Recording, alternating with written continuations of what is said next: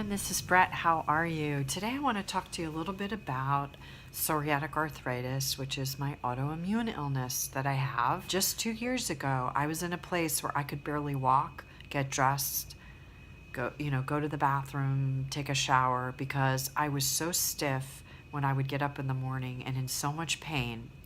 And it sneaks up on you slowly. At first, I thought it was because I was a runner, because I used to really be very physically active.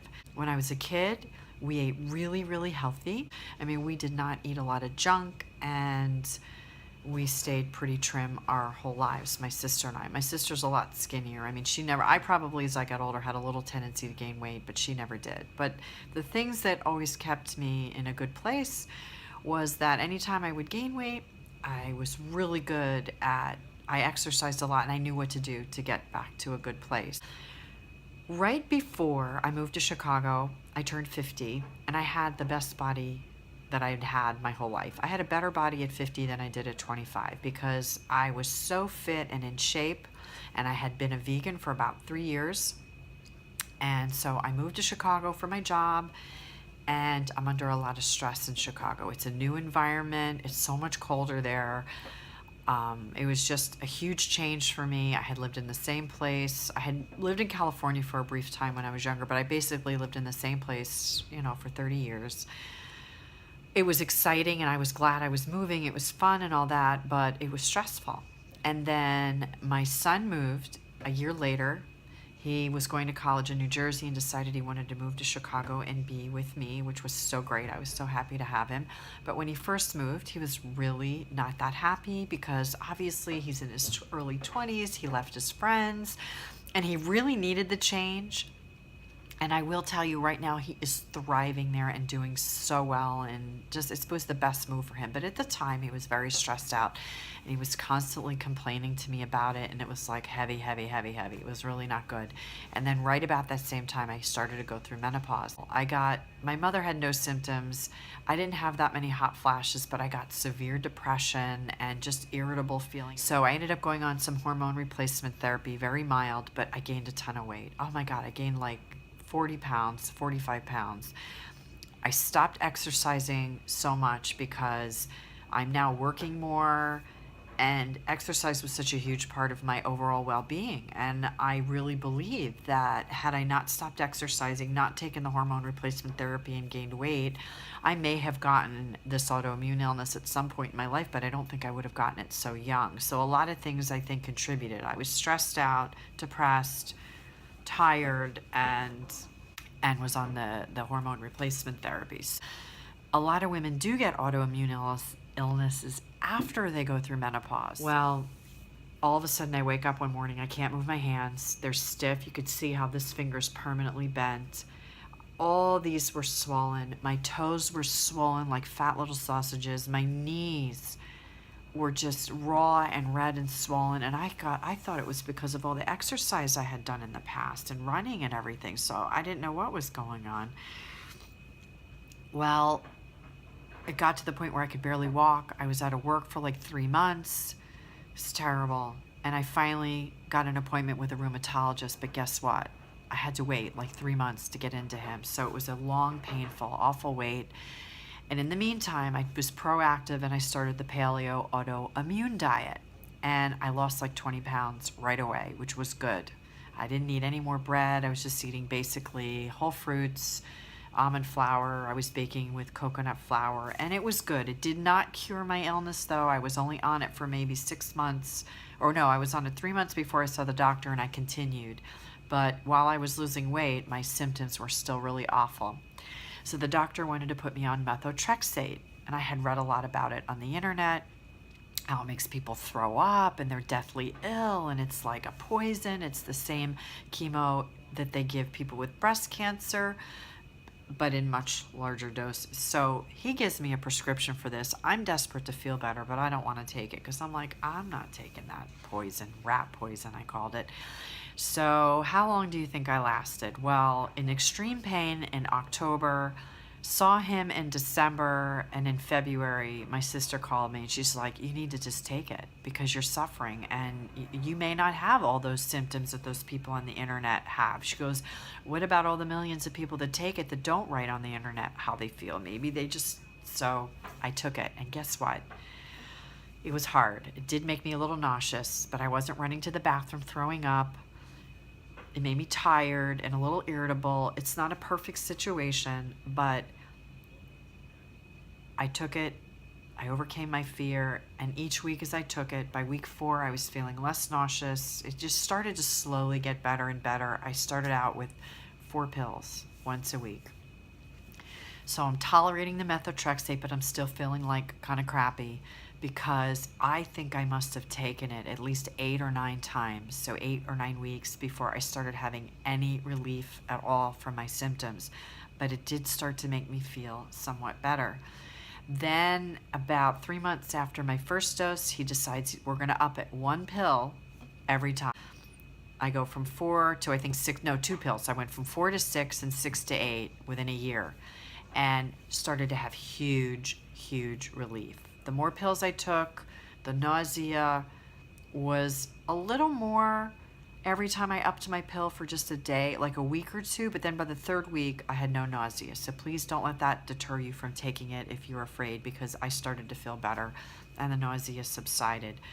And then you start to not even have any side effects other than the real ones that may be going on inside your body with your liver and all that. But other than that, it started to help me feel better. But after about a year of that, the doctor was still not that happy with my progress, because if any of you have done any research on methotrexate, you know that it's mainly used for rheumatoid arthritis and not so much for psoriatic arthritis. They use it for both, but it has a better result as an only medication with rheumatoid arthritis. Then he decides to put me on Enbrel because I'm still having swelling and my feet are still hurting and I'm tired, which is another part of this illness. It makes you super, super tired, and the drugs can make you tired too. So you never can work, or you're never the same 100% again, but you can work toward it.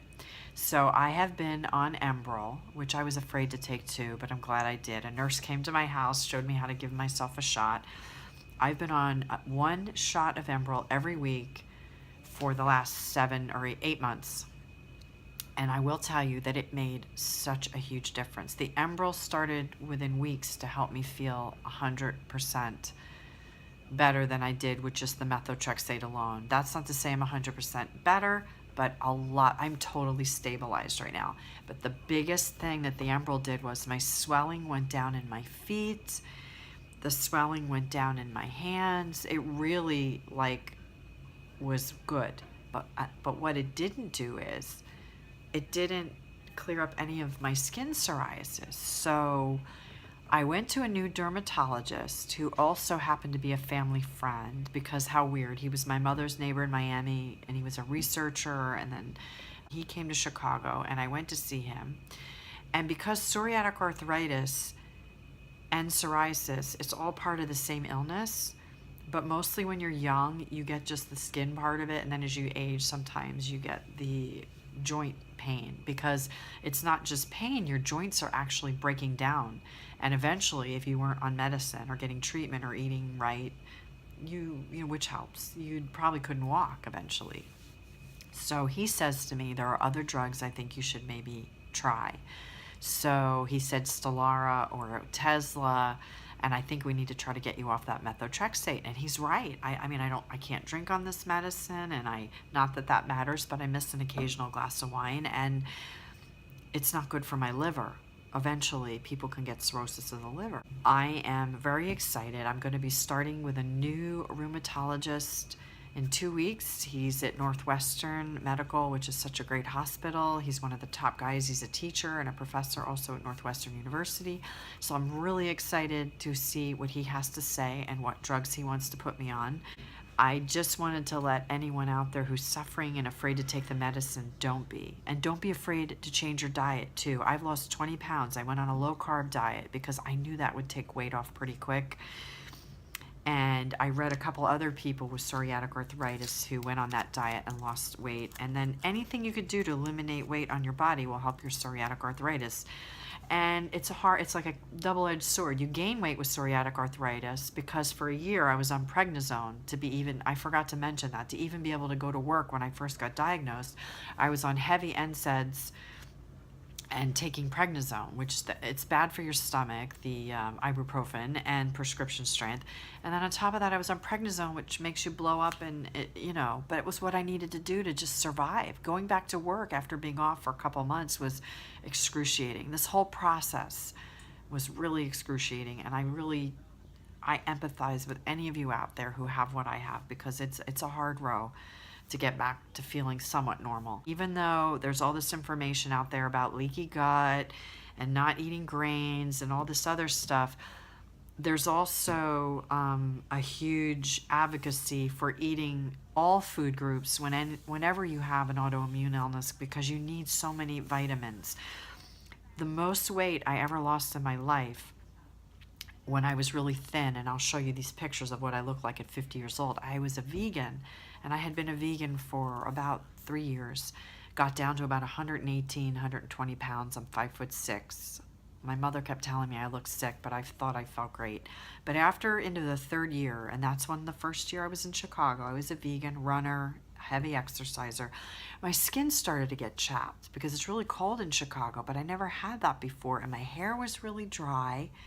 And I started to crave eggs, and I craved them so badly that I ended up going to the doctor and talking to him about it. And he says, well, have an egg. And I was like, oh, maybe you're right. And that's when I started to question the validity of a totally vegan diet. But for some people, there are people with my illness who have gone on a vegan diet and had huge relief. So I am not opposed to going back on a vegan diet if it's going to help me.